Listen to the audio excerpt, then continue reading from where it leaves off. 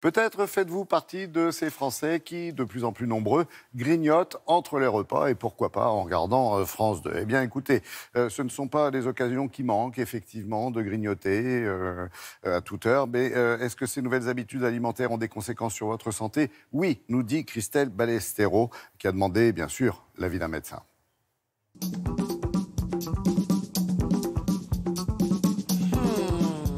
Une enquête récente révèle qu'à peu près 40% des Français déclarent consommer des aliments en dehors des repas. Alors il est important de distinguer d'un côté le grignotage et de l'autre côté ce que j'appellerais des collations. Le grignotage, c'est le fait de manger des petites quantités d'aliments pour nous faire plaisir, pour répondre à des problèmes émotionnels souvent, sans avoir faim. Nah, I'm good. À distinguer de la collation, qui est une prise alimentaire entre les repas, pour répondre à un sentiment, une sensation de faim. Le problème du grignotage, c'est qu'il aboutit à une consommation de calories au-delà de ce dont nous avons besoin. On va consommer souvent gras, sucré, salé, avec donc un risque de prise de poids et un risque de pathologies telles que le diabète ou l'hypertension artérielle. Alors c'est parfois difficile de faire face à ce problème de grignotage et si nécessaire, eh bien, on va se faire aider quand c'est trop fréquent et quand ça aboutit à une prise calorique vraiment importante.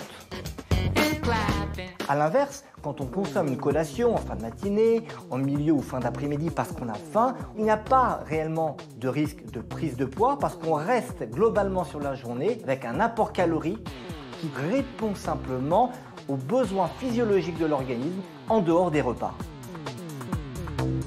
Quel est l'effet d'un apport d'aliments entre les repas sur la santé?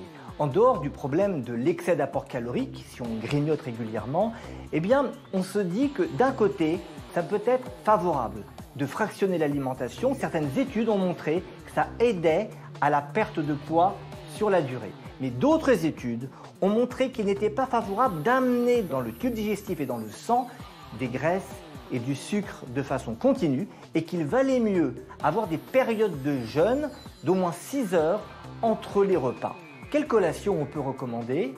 On peut recommander la consommation d'un produit laitier qui a relativement peu d'effet sur la montée du sucre dans le sang ou encore, peut-être mieux, une poignée d'amandes ou de noisettes qui apportent des bonnes matières grasses, un peu de sucre, des fibres, bref, une collation probablement idéale si on consomme quelque chose entre les repas.